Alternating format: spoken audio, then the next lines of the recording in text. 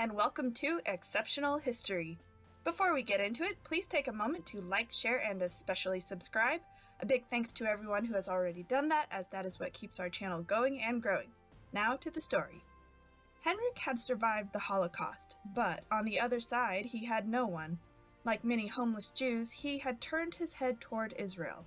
However, he was just leaving his old troubles behind for new troubles. At the time, Israel was as far from peaceful as it could get. Today, sit back, relax, and let's get into some exceptional history.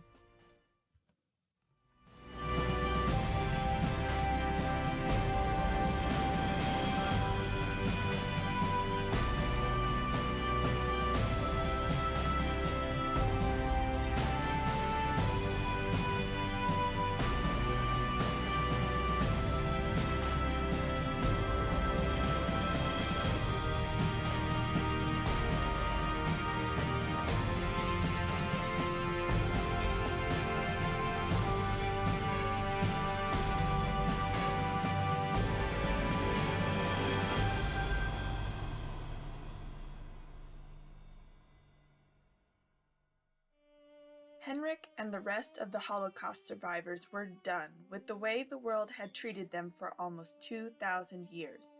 The Holocaust was only one of the many genocidal acts world governments had committed against the Jewish people during that time. Even though many of them had tried to assimilate to the societies they were in, eventually that society would find a way to remind them they were Jewish. The Holocaust was the final blow. The cycle of Jewish oppression would not end. Now it was time to go home. It was time to belong somewhere again. Unfortunately, it was also illegal for Jews to return to Israel.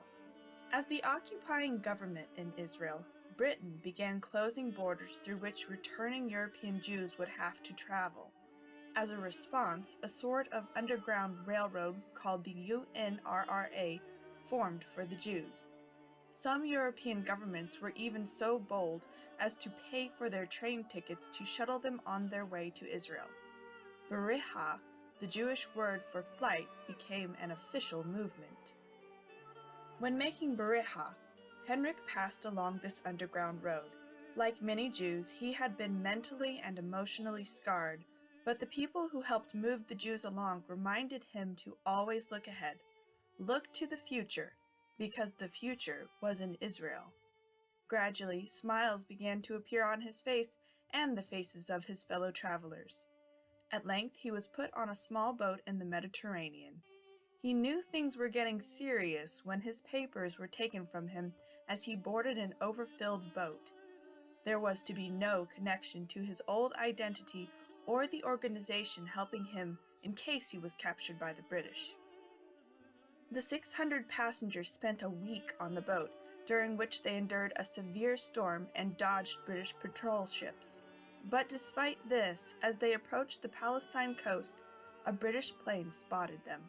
As the British patrol boats approached, Henrik joined the passengers in a small mob that was done with being pushed around in a world that did not want them. However, guns determine equality in a fight, and since the British had them and the Jews did not, there was no option but surrender. They were taken to the island of Cyprus, a sea-locked prison for the refugee Jews. On this island, the armed guards and fenced-in areas did nothing for the Holocaust survivors' psyche. Still, the detained Jews knew this was not the end. On the island, Henrik was prepared mentally and physically by the encouragement and training of Jews who were confident that a future awaited them in Israel. The notion of an Israeli state was edging into reality, and Arab leaders had already threatened death to the Jewish state on the day of its birth. It was nothing Jewish people had not heard before. If anything, it was mild compared to Treblinka and Auschwitz. Then, finally, it happened.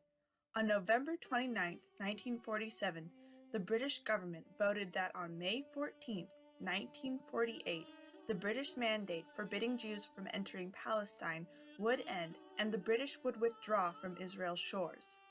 On that precise date, Israel's first Prime Minister, David Ben-Gurion, stood in the Tel Aviv Museum and declared, we hereby proclaim the establishment of the Jewish state in Palestine, to be called Israel.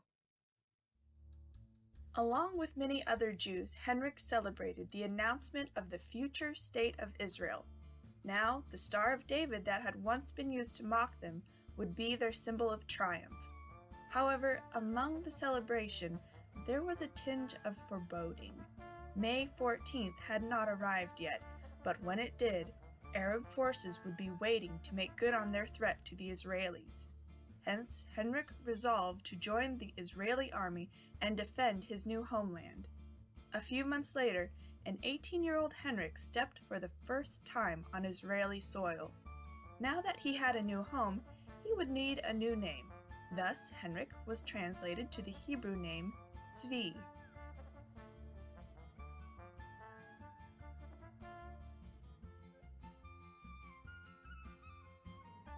Along with other recruits, Tzvi was taken to a Jewish encampment where the new recruits were trained by a drill instructor.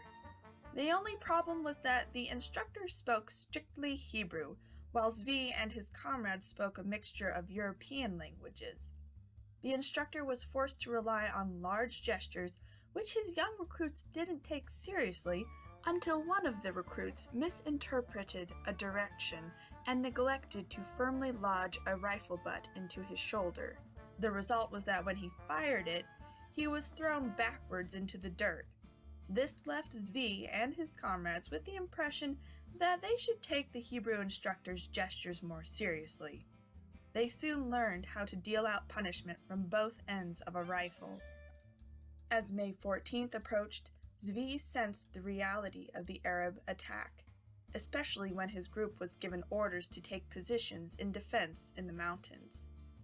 Already the Arabs were pushing on the borders, and the British were letting them. Tzvi and his men were sent to retaliate. To do this, they would have to avoid the British, but the bigger problem was that the Israeli soldiers were poorly trained and armed with old blunderbuss guns, whereas the Arabs had superior numbers and weaponry.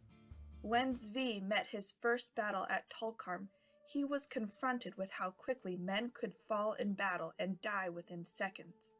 All the same, he worked hard to pull the wounded from the battlefield. Later, he considered that death had a different look in Israel, whereas in the Holocaust, gaunt death was already written on the faces of its victims. Here, healthy young men looking forward to the future were snapped from the living. Tzvi and his comrades fought more skirmishes over the next few weeks until the May 14th date arrived. By that time, tiny Israel was more than braced to take a stand against the jaws that were clamping down on them from all sides.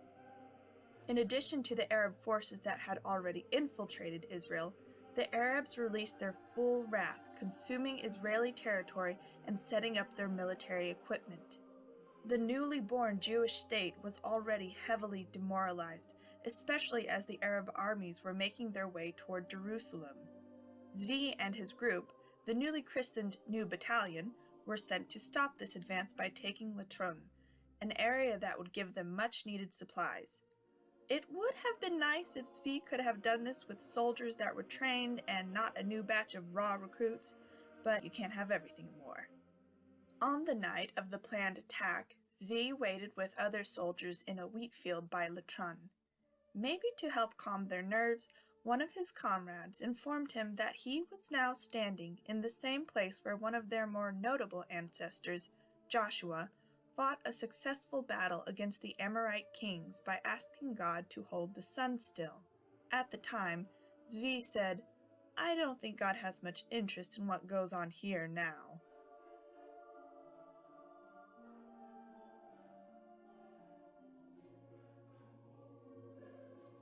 Finally, Tzvi and the Israeli soldiers were given the command and crept forward through the night toward Latrun's hillside. Unfortunately, a random Arab guard spotted them and alerted his comrades. The hillside erupted into chaotic gunfire. Men dropped around Tzvi as he and the Israeli soldiers took the little cover available on the open slopes. Heavy Arab gunfire pinned them there until the beating heat of the afternoon drew upon them. Amidst the oven-like heat, dehydration, death, and cacophony of gunfire and screams, Zvi could never have imagined a better picture of hell. As he and his men retreated by degrees, he caught sight of Arab soldiers running toward the fallen Jews to plunge knives into their bodies, over and over. Finally, the exhaustion, thirst, and terror took its toll on Zvi. Taking his chances, he stood straight up and walked away from the gunfire. Now a prominent target, he could feel bullets whistle by him. But somewhere among the Arab onslaught, he stopped and looked around him. He saw men staggering, screaming in pain, falling to the ground in death, ducking for cover, bewildered and without a direction to flee in. Yet amidst it, Zvi stood upright, calm, and perfectly unharmed. Before the day was out, he made his way back to camp. With his face burned by acrid smoke, body exhausted, clothes smeared with the blood of other soldiers, he dropped down under the shade of a tree. Something was wrong. Maybe the sun had not stood still for him, but he had just literally walked out of one of the Israeli War for Independence's most hellish battles, without a scratch. He recalled that he had done the same thing many times before during the Holocaust. Somehow, he had always been just a little too fast for death to catch him. But now he was wondering if all the credit for his constant cheat on death belonged to him. Zvi no longer doubted that story about the sun standing still on the whim of God. But now he had a new question to struggle with. If God was aware of him and even looking out for him, why? I hope you liked that video. If you did, you know the drill. Please like, share, and subscribe, and hit that notification bell, and leave us a comment to let us know if you liked this, if you didn't like it, what you thought about it, and we will see you in our next video.